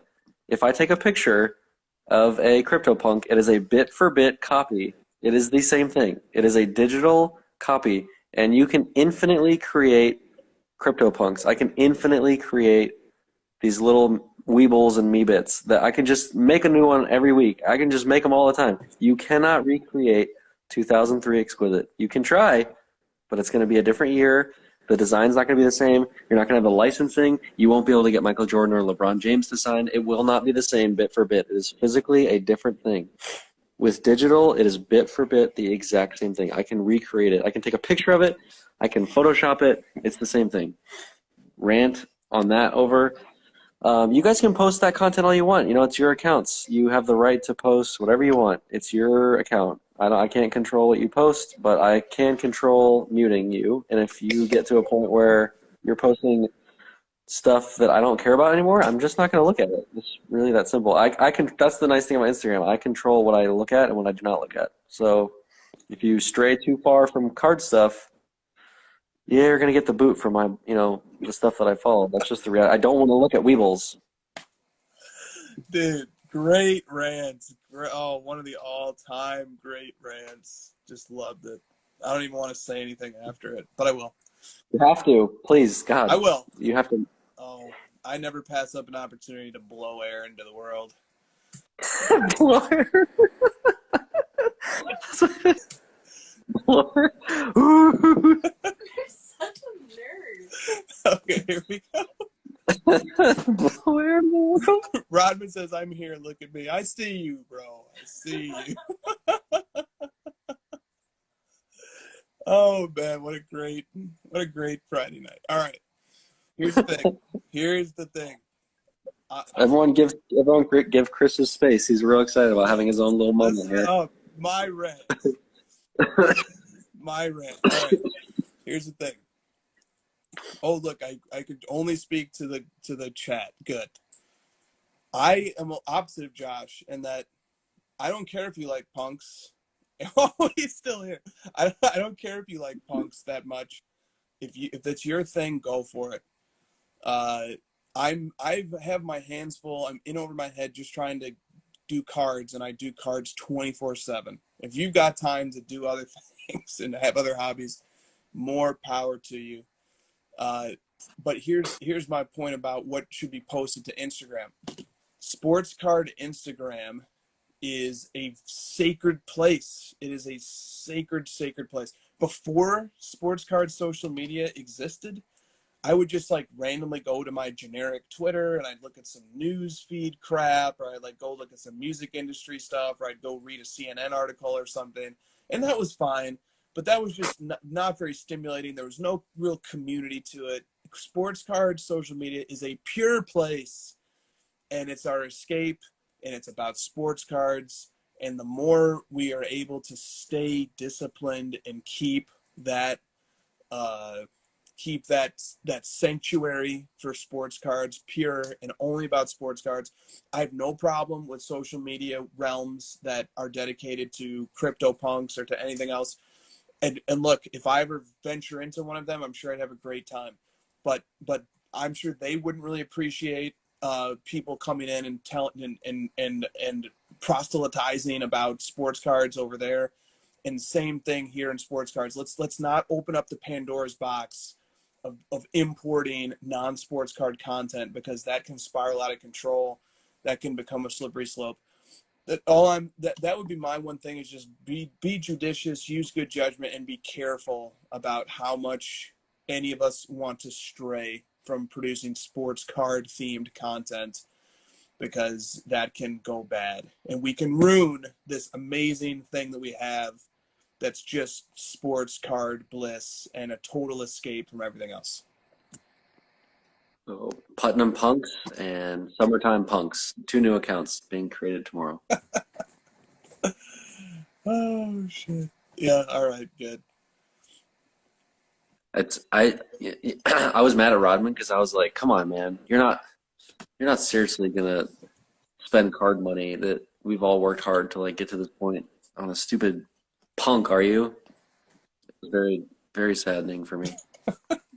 Rodman's troll was too good. Okay, all right. He couldn't keep it going for very long though. He told me like immediately. Yep. And so my punk is handsome. All right, let me I can't see the comment. My stupid like little comment box is completely gone. I can't see anything. Oh no, that sucks. I hate when that happens. Read them. Just read them. Okay. All right, here's one comment from Carbon.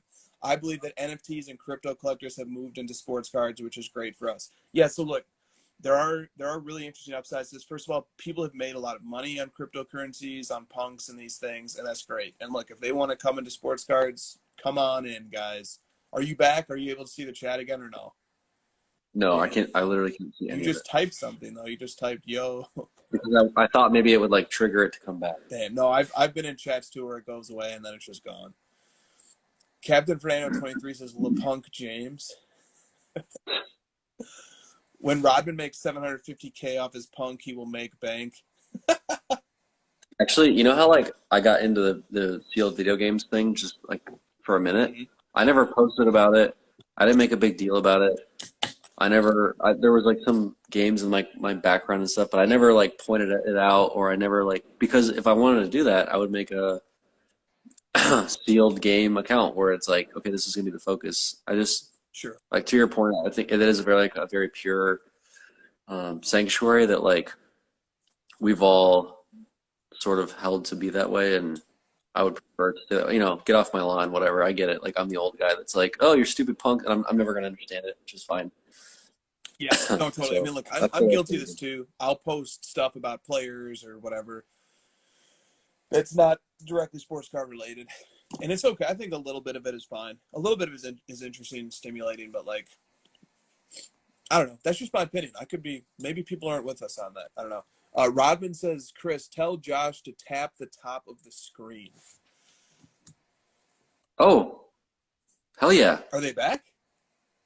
Yeah, it's like yeah, but it like keeps like being really small. Like I can only see like one comment, one line, yeah, but that works. Thanks.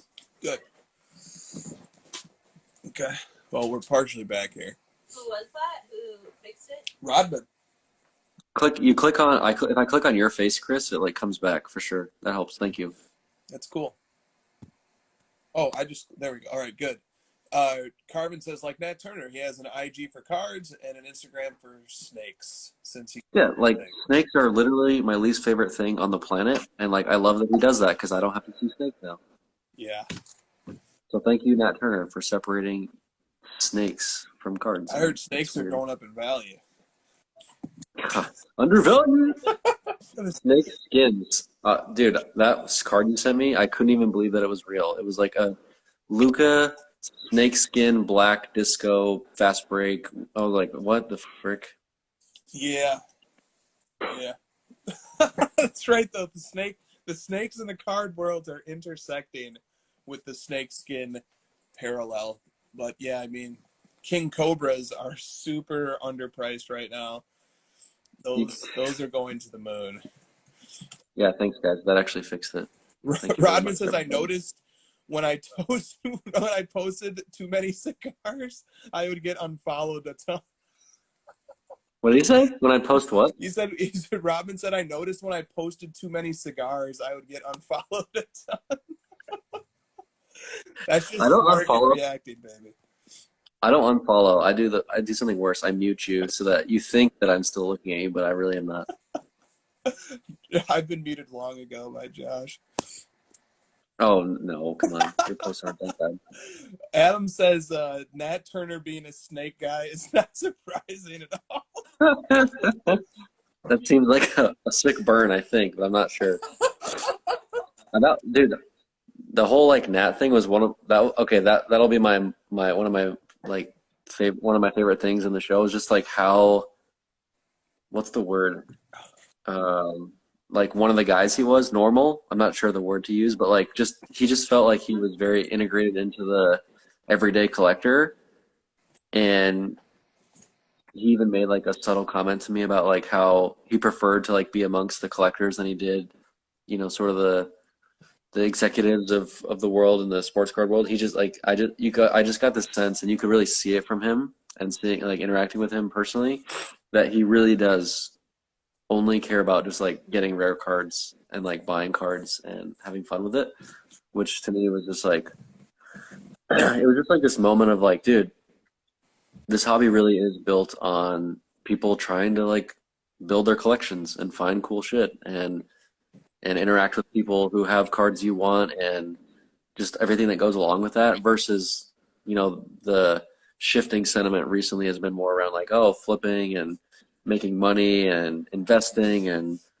shares and all this stuff. But in reality, like it still is rooted in people like Nat that are just out there on the floor trying to buy cards.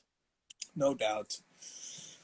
Yam says, be right back. I'm opening a Cards and Cobras account. Cards and yeah, even our favorite Hall of Famer, he mixes cards and candy. Carmen says, love seeing Nat at Nat's. He is so refreshing and energetic. Great to see him as the collector rather than the billionaire. Exactly. See, that you said it better than I did, Carmen. Carmen put it into a Hallmark card. Just distilled it to its essence. I just graded one of Nat's snakes a 7. Let's see how it feels, big boy. Who said that? That's back to collecting. Dude, back to collecting is he's one of the commenting Hall of Famers, I think. He's all over the comments. No doubt. No. How's that feel, big boy?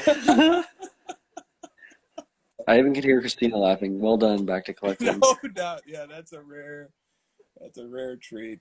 Well done. A rare treat. Another subtle dig. Well done. Oh, very good. Very good. I feel like I want to join in on the McGill brother jabs at Christina. It was very You're already there. You are already there. Wait till you grade a trimmed snake. Altered? Take one of the rattles off. Was there any cards at the National you came across and had no previous knowledge of, but now it is on your must-have list? That's a good question.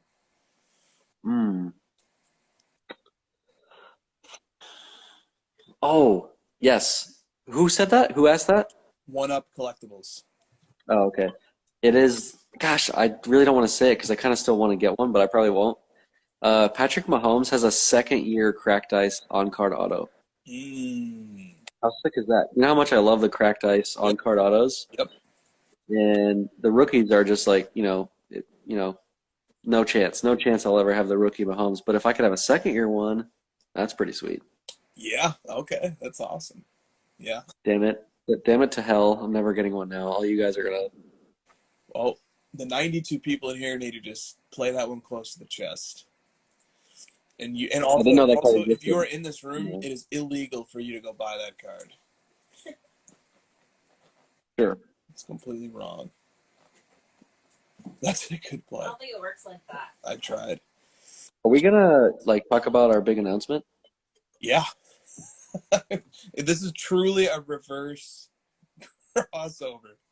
Just truly going in the opposite direction. All right. Well, yes, especially. We would not have talked about CryptoPunks second, so no, it's not. No. I think that's a fair point. All right. So we have a few questions about some of the new features that we have rolled out on Card Ladder. And these have been many months in the work.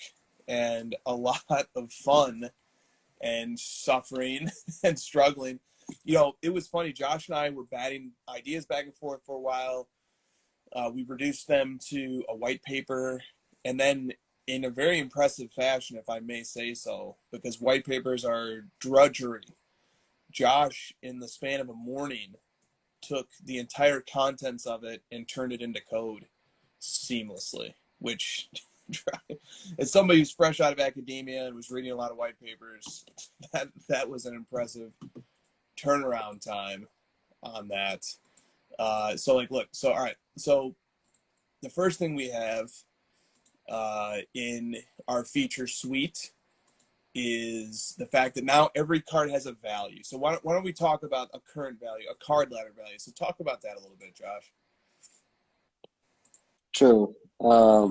Yeah, I mean, the number one question that we get over and over is just like, what's this card worth? Like, I know that we show the graphs, we show the last sold, and that's all great, but like, I would love to know like an approximation estimation value. And we tried to solve that through predicted values when we first launched, right? We tried to tie cards, their values to other cards that sell more frequently, and it became like a manual process that we had to set up, and it was semi-successful, and we showed some good results from it. We just couldn't do it at scale, and like it just took too much of our time, specifically your time, Chris, and it was just like, what if we could just automate this? What if we could make this a code, program it? And so then we developed a white paper that Chris is scrolling through right now, and it may seem like it's a boring white paper, but it's actually pretty interesting. If you like cards and you like, how value is derived from cards, it's a pretty interesting read. I would recommend it. And it's really not that hard to get through. It's fairly short, like a lot of its examples and stuff. And so we came up with this little way to tie values not only to one card but to every card of that player, because we used to say like, if you're talking about like the PSA 10's Chrome Refractor, for example, and you want to know the value, we'd tie it to the base card PSA 10 and not the non-refractor version. And it was a very simple one-to-one relationship that we could say like, this is usually 5x. But that really broke down as we got into more rare stuff, and we got into like like you're showing here, the BGS 10 Jordan Fleer. Like, what are you going to tie that to the BGS 9.5 when the 10 like never sells? There's no correlation. So we came up with a solution that let's just tie it to every card in our entire database of that player, and then over time, as our database grows, it'll get more accurate. And now that we've been in this for a year, we have enough cards, it is becoming more accurate. And we've been testing it behind the scenes for what, like 2 months, Chris? Yep. Like, we've been looking at it. We've been looking at the numbers for about 2 months to make sure, because we didn't want to just like release it and have everyone discover that it was trash. Like, we would rather test it internally and make sure it's good, have a lot of confidence in it, then we released it. And it looks good so far. Like, I know that people have messaged me like some stuff that's a little bit off, and I get it. Like, it's not perfect, obviously. There is no way to determine 100% accuracy, like what the next auction is going to bring on a card. This just sort of gives you a starting point to say like, and it was really helpful for me at the show. This didn't release before the show, but I had it on my phone. And at the show, someone would come up and say, what do you think this is worth? It hasn't sold since January. And that's a really hard question to answer, because your mind is like, well, in January the market was starting to peak. I don't remember exactly where we were. Prices have come down a bit. If you're saying it sold in January for 10K, I'll say 9. I'm just throwing out a number. And so to have this thing basically spit out a more exact number towards that thought process is really, really helpful. And again, it's not going to be 100% accurate. I'm not going to be able to show this to the guy or gal that I'm buying this card from and then be like, oh yeah, that's fact, sure, sold. It's more of just like a jump off point to say like, this is in general somewhere around the ballpark of what I think it should be worth, and it's a really good place to start and get your mind at. And then putting that value next to last sold on our card profile and next to the last sold date, those 3 little data points are everything you need to know. So you can see here, it's like, oh, that sold on July 31st, which was recently. So then the card ladder value is going to be very close to last sold, because the Jordan market really doesn't have enough time to move that much in the next week. So it makes sense that it's close. And if it's been 6 months, he can just tell you, yeah, the Jordan market has moved X% in the last 6 months. Here's a good place to jump off from. So like, as long as you have a strong expectation of what value it can bring to you and not treat it as like this is, this is like 100% accurate, this is the price, I think it has a ton of value. Totally. That was really good. Breaks the ice. Carvin again with the it breaks the ice. It's like, you're talking to two people and nobody wants to say a number and you're like, well, last sold price 6 months ago was X.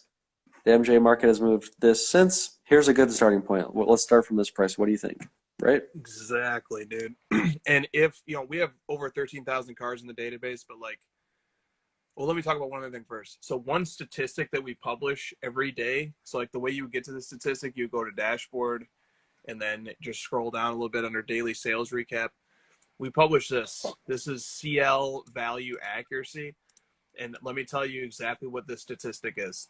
So like, for example, yesterday there was 1,520 sales that we tracked. And every one of those sales is going to measure up against a card ladder value. The last sold that happened yesterday, the comp that happened yesterday is going to measure up against a card ladder value. And so we track in the aggregate. We just simply add up all the percentage differences between every single one of those sales, and then we divide it by the number of sales. And then and that is used to produce a figure that tells you what the value accuracy was of all 1,520 sales yesterday, what that value accuracy was. And so it's far from perfect, obviously. That's one of the reasons why we promote that figure, is so that there's an awareness that this is far from a perfect metric. But, it's not bad either. About 75% accuracy. So if you wanted to extrapolate from that figure, you might say, okay, so if the accuracy is 75%, that means that any price that I'm looking at as a card value accuracy, there's a span, a plus or minus 25% span that might apply to the actual price of that card. And that's a good confidence level to operate under, roughly speaking. So, and then we have this feature too. So like if we have 13,163 cards, but like if one of those cards is not in our database, but the player is, then use price check. And this is an amazing feature. So like this is the same thing that we're using to create the card ladder value. The same thing we're doing, like we're giving you the functionality to do it in just a few clicks as well. So like the example I was using was I bought a Michael Jordan Scoring Kings PSA 9 for $240. And I bought it way back in like November of 2018. And this is literally all I have to do is just put in the date, the price paid, and the player, and just push submit. And then the tool is going to tell me the player index for Michael Jordan was 2830 on November 1st, giving you a ratio. And the index value today is 23,160, which gives an estimated value of this. That's literally the same thing that we're doing with card ladder value, except we're always using the last sold and plotting it against the index. I mean, it's not rocket science, but it's a very sleek, quick, intuitive, easy way to use a player's total market index to try and price something on the fly. So yeah, and the reason I stand by it so much is that we've spent thousands and thousands and thousands of hours, literally not a year and a half, close to a year and a half of building our database and vetting sales in a very painstaking fashion. I'll speak for you on this, Chris and Christina, both of you. A painstaking fashion of blood, sweat, and tears, literally. You guys are like, why isn't Chris here? He's sleeping because he was up all night doing this work. Getting our database to this point today where it is all sales that we've looked at and of cards that we have in our database, and the card ladder value is built 100% off of those sales directly, nothing else. It's not made up from some multiplier on thin air. It's not made up on some like index from some other website that we pulled in. It's literally just our sales. Take the last comp, measure it against the index, and if the beauty of it is that if a card sells tomorrow, that's the new CL value because it just fucking sold. That's the value. It's sold in the open market. That's the value. We're not going to try to be the thing that really pisses me off about some of these like predicted ones is like the card literally sold yesterday for $500 and you're telling me it's worth 600. It's not. It's worth 500. It just sold. So that's why we always go off the last comp, because mathematically you literally can't argue the comps themselves. So don't try to.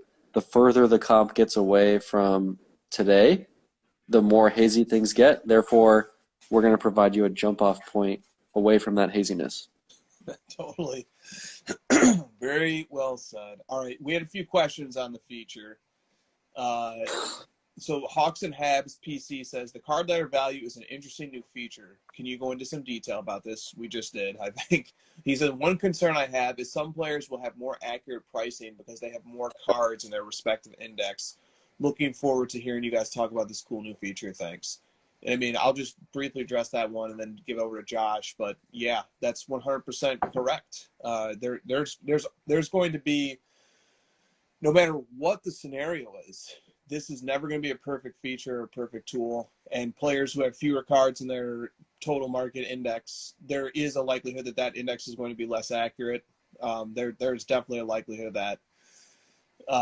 And also, players with bigger indexes have issues too, because there are segments within a player's market that don't always move together. So either way, there's going to be problems here. But on the whole, on average, I think the more cards that get added and the more rounded out a player total market index becomes, generally speaking, the more accurate it will be. So I think that's a good observation, and it's a valid point.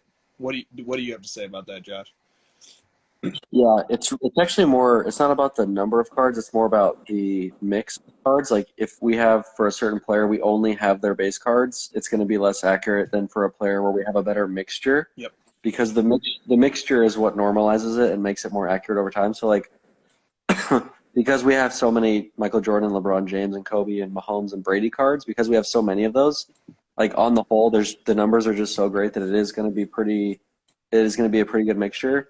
But if we have a player where it's like 10 cards and it's all of one type of card, those will be the ones that will be less accurate. So maybe we should produce some sort of like accuracy or confidence measure in the player based on how many cards we have in their index. I'm not sure if there's anything to that that's getting your mind racing.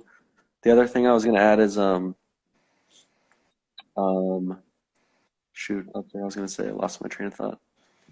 Let me illustrate the point that Josh was making briefly. So, let's look at the Josh Allen total market index, and you can see that Josh Allen is absolutely peaking here of late. The Josh Allen total market index, let me set it to logarithmic scale. It's a little bit easier to look at. But the Josh Allen total market index is just like, boom, it's surging. But then we look at his Prism base, and it's a little bit different, right? It's a slightly different trajectory. And it's not, that card isn't at a peak right now. That card's a little bit off the peak. So there's things happening in his market that are not encapsulated by his Prism base card, even though that card is doing well relative to other Prism base cards. I remember what I wanted to say. Okay, good. The expectation of what card ladder is, I think, is important to understand. And like, a lot of people come into the hobby or they come into the space looking for these tools to do certain things for them. And I think a lot of what people want is like, I want this tool to like make me money, right? I want it to help me flip. I want it to help me make the right decision. And while I do think you can use card ladder for that, the intention that we've set out from the beginning is that it's more of a scientific process. Like you and I are aiming to explain the hobby through science and data. And it's really meant to be more of like an exploratory tool where it's like, you could really dig into what we have, the indexes, the card ladder value. And if you really like want to understand what it is, you can learn a ton about the hobby and you can really know more than anyone else. You can learn about why things, project the way they do. You can learn about different players, why certain guys in our database have more cards than other guys because, their importance to the hobby, etc. And it's meant to be like this learning tool and exploratory and, helping you build your collection versus like me coming in here, how do I make money? How do I go buy the cheapest card and flip it for the next best thing? So that's kind of like where we're at with it, right? We're trying to like level set what it is and how we actually see it being used, and hopefully you guys see some value in that. Man, you are on fire today, bud. That was super duper on point. Like the white paper thing, you know, it's like we write white papers instead of building flashy marketing things, right? That's where we're at. Yes, it is. That is definitely where we're at. So, all right, let me get to a few more questions here before the show.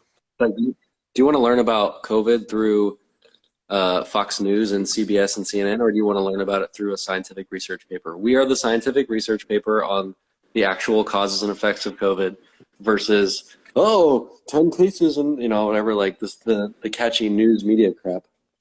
Boom. Great. Okay.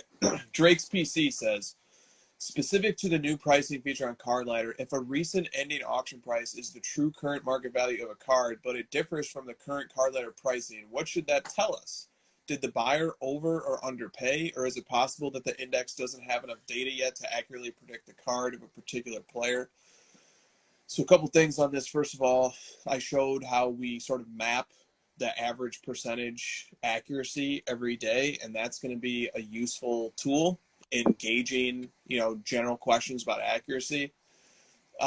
Also, Josh pointed out earlier that the last sold is always going to be the price that becomes the anchor by which the card is tied to the player's total market index. So even if, a comp comes in and it's off base from what the card ladder value is, the next day the card ladder value will match that comp perfectly.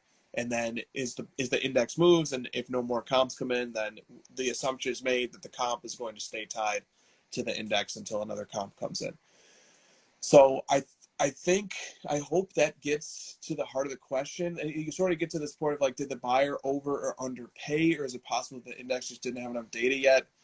All those things are possible, and I think it's going to require a case-by-case analysis to sort them out. I don't know if there's a way to generally answer that question. It could be an over or an underpay in one situation if somebody comes in way under or way over where the card ladder value was, but it depends. Is this a commonly transacted card, or is this a rare card? So, and who's the player and so forth. It's like, it's really hard to answer that question in the abstract. It would be nice to have a specific example. What do you think about this? I mean, it just proves that like nobody in this industry, us included, is gonna perfectly map the next price that a card's gonna sell. It's impossible because you're talking about human behavior. So that's all it says to me. Good. All right. If we're gonna get flamed for the CL value, then whatever. We're gonna get flamed for trying to give someone an extra data point. That's why I made it a very strong point, and I'm doing it again right now, and I'm emphasizing that right below the CL value, we are putting the last sold price and date. So you have all the data you need right in front of you to make the decision. It's like you can trust this price or you can't. And we even put a damn confidence meter on it. Yep. Like, this is more than 6 months old. Probably don't say it's going to be 100% accurate. Yep, exactly. So here's right here, dude. Yeah, go ahead. Here's a great example of what Josh talking about. This is a Josh Allen Prism Gold PSA 9. Last sold for $7,877 on December 15th, 2020. And then here's a card ladder value. It has only one bar on the confidence level, and then if you just hover over it, you get the full explanation. So this particular CL value is a confidence level of 1 and 5. The more recent the last sold value, the higher the confidence level. And if you dig into the white paper, the different confidence levels are explained. So I was just illustrating the point Josh was making. You get the CL value, you also get the last sold and the last sold dates. This value is really for cards that don't sell frequently. That's where it's going to become a more insightful tool. If the card sells every day, the CL value is going to be identical to the last sold price. So it's not going to be instructive. I can fucking walk you. Can you put that back on the screen? Yes. I can fucking walk you through the conversation that would occur without CL value. Two people are in the midst of a deal on this incredible card, Gold Prism, awesome card. First question is, what was the last comp? 8,000 in December. December. I mean, Allen's so hot since then. I mean, what is his market like? Tripled since then? Yeah, probably like his base prism has gone from X to Y about 3X. So I don't know, 25K. Oh, look at that! Fucking look at the number we put on it, 25K. It's just like we're just building out this little conversation you're gonna have as a starting point between two people to build a value. And And then we also cover our own asses by tying it to the last comp where it's like, yeah, the freaking Luca base sold last night for this. That's the CL value. I'm not going to lie to you about it. Right on, dude. Right on. You're just on fire today, bud. What else is there to say? I think you just freaking nailed it. Here's a question about the National that I missed. RB Sports Cards says 2-part question. 1, did you guys find many people at the National that were unfamiliar with Card Ladder? 2, do you think there is still a decent percentage of the hobby that is completely off of Instagram? Yes to both. Yes to both. I don't have figures or I can make guesses or whatever, but there's definitely a lot of people who walk up to our booth, looked at the sign, looked at me and said, who the hell are you guys? You know, not those exact words, but I've never heard of you guys. And oh, great. I would love to explain it to you. So yeah, there's definitely a lot of people that don't know about it, which is fine. And it's exciting for us to find new people who've never heard of us. And then a lot of people that don't have Instagram, for sure. I mean, a lot of that's probably like people that refuse to go on Instagram. I think everyone's at least heard of it. Probably like 99% of people have at least heard of it, and they're refusing to go on it for, excuse me, for various reasons. But yeah, there's still a shit ton of people out there who don't know anything about cards and might be interested in it. So like, there's a lot of untapped potential still on like the overall market for sports cards, for sure. Yeah. I don't know. There are so many people who have not encountered Card Ladder who are in sports cards, and I look forward to reaching them somehow, some way over the next year to few years. And do you think that there's still a decent percentage? I know that there's a lot of the hobby that's not on Instagram. And we have one friend, Josh Keene, who is very knowledgeable about how great the community, the hobby is on Instagram, but he doesn't want to go on Instagram because he is afraid that he'll just be buying cards even more than he does now. Like, he's dead serious. You know him. He's dead serious. Yeah. Like, he's on Facebook right now, and he's buying all the time. And he's like, if I go on Instagram, I'm just gonna be buying stuff left and right. Totally. Oh. There's Take my wallet. Yeah, people have lots of reasons for not forming accounts.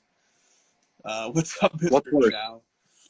What's worse, not having an account or having an account that mixes in CryptoPunks with your sports cards? Think about that. Yeah. Does a tree fall if nobody is around to see it? Ooh. That's not the phrase. That's not it at all, but you know what I mean. I like your version better. Does a tree falling make a sound if nobody's there to hear it? You know what I mean. Falls in the forest and no one's around. Did it make a sound? See? She's already thinking about it. Yeah, see. Told you. Awesome. Oh, how the turntables. The turntables have turned. Oh my God. It always comes back to the office, doesn't it? It has to. All right, let me slide in this one really quick here for Christina. This is from a homie's cards. Hour 2 question. There's several parts to this question. All right, the first one is, who is the Ron Swanson of the hobby? And why? And while you think about that, here's the other part of the question. Are Christina and Chris, Leslie Knope and Ben Wyatt, or are they April Ludgate and Andy Dwyer? I was definitely leaning towards April Ludgate and Andy Dwyer, but he told me that you were Leslie Knope. Not to make this weird. Please don't make this weird. You were Leslie Knope and I'm Ben Wyatt. Don't talk to the camera. Christina just had a look on her face I've never seen before. That's what my homie's card said to me, and I was like, I mean, aside from the fact that those two like date, and I don't want to get into that, but like I kind of understand what he's saying. I thought that's not bad. That's pretty good. And you were the April. If you put those two characters, all right, are you guys April? You guys are definitely not April Ludgate and Andy Dwyer. I'll say that. Definitely not that. Those two are a complete mess in that show, and that's the point. Is they're just like a complete disaster of a mess. They're funny though. They're very funny. That's good. That's man. You and my homies really dissected that one. Okay, Ron. He asked me about the Ron Swanson thing earlier today, and I just couldn't. I feel like I'm gonna offend somebody no matter who I pick because it's someone that doesn't want to change their ways. They're very stuck in their like old school ways. So I was thinking of like vintage collectors or something. I don't know. Oh yeah, I don't know either, man. I don't know if there is a Ron Swanson in the hobby. I wish Jacob would have said who he thinks it is. Ron Swanson is just so specific in that show. Yeah. Like, I feel like everyone knows like one person in their life who's kind of like Ron, but no one is that close to Ron. Like it's like the perfect character for whatever, the anti-government, the anti-technology, the mustache, the steak and whiskey. Like it's just like this very perfectly crafted character that I'm not sure anyone can quite live up to it. Sure, that's a good answer. That's a good answer. Yeah. All right. He just wants to eat meat and be left alone with his gold. Oh, that's so true. Maybe David wants to be Ron. He's like auditioning. David's got a little Ron Swanson to him. Yeah, but he also does CryptoPunk, Yeah, so like not really. He can't be Ron Swanson. He's He has Ron to Swanson sell- from the future who came back. Ron Swanson would never, ever buy a CryptoPunk. The guy threw his damn computer into the dumpster. Yeah, we saw that episode. That was my favorite when he throws it in and like does the I love that scene. She's like, you know that your house is on Google Earth. He's like, what? Ron Swanson, the metaverse. God, you guys are gonna. I already did my rant. Leave me alone. I think Chris and Josh are Leslie and Ben. That's what I said. That's what he I said that. I agree with that. Because And Leslie is like. one day I'm gonna come home and Chris is gonna have a note that just says, "I ran off with Josh." See, he tried to not make it weird. Yeah, did she not hear that part? She I didn't thrives. hear. She thrives on making it weird, which is why she is April Ludgate.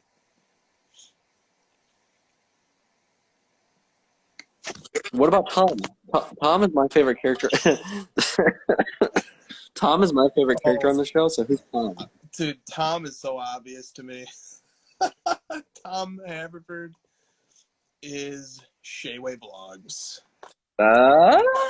Yeah, creepy too. That one. Yeah, that one's pretty good. Super entrepreneurial, Serial. Entrepreneurial, yep. He's got to be doing his own thing. Vibrant That's guy, a good one. always in his own lane. That Yep. one's low-hanging fruit. I really can't. Gosh, I really like Ben Wyatt, so I'm just honored to be Ben Wyatt. Because whenever I watch his character, I'm like, I like. Card Ladder, the best sports card app on the market.